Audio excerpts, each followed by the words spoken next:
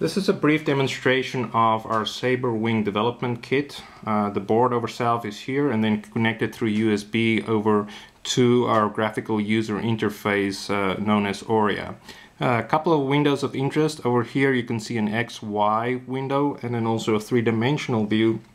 And when I bring my hand over the surface, you can see I can fairly precisely control the cursors on the left hand side, and then you can also see at about 6 inches or 15 centimeters is the top of where I start seeing the hand.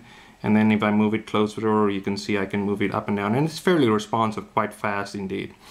On over here you have some calibration messages, various messages being displayed, and then over here you can see the raw signal level. So if I bring my hand over into the surface, you can see if I move it to the left, the black starts going down, and then on the other side the black starts going up, which is the right hand signal over there.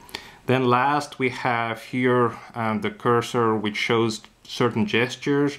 So if I swipe my hand up, you can see the blue arrow flashing. A gesture has been detected for a swipe up or a swipe down in this case, or left or right.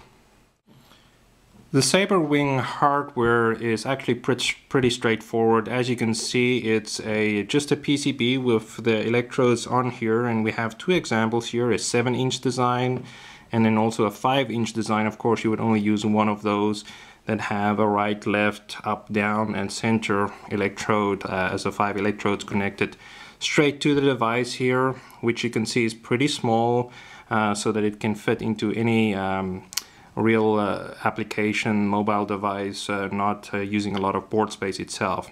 The back of the board, there's really nothing there, only a metal plate which is meant to emulate a grounded plane in a real application.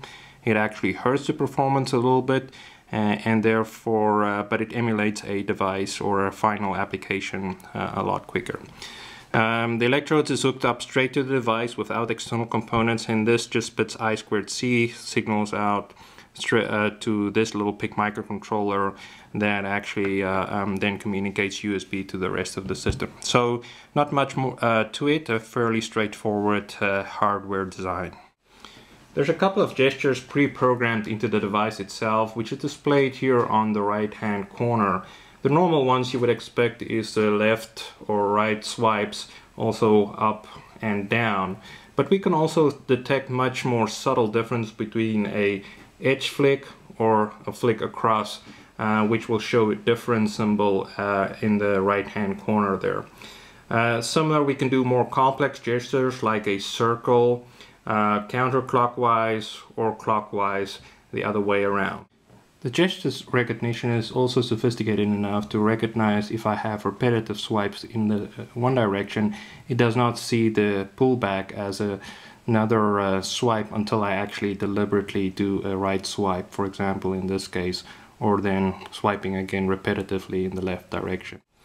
The Aurea development kit can also show the raw signals in a graphical interface. So if you can see, if my hand moves across, you can see the signals actually moving across the display here. If I take my hand away, after a while it will go into a freeze, which is the sleep mode, low power mode. But you can also see if I approach my hand back in, it will start up instantaneously, and you can immediately start doing your gestures and moving your hand across the surface again.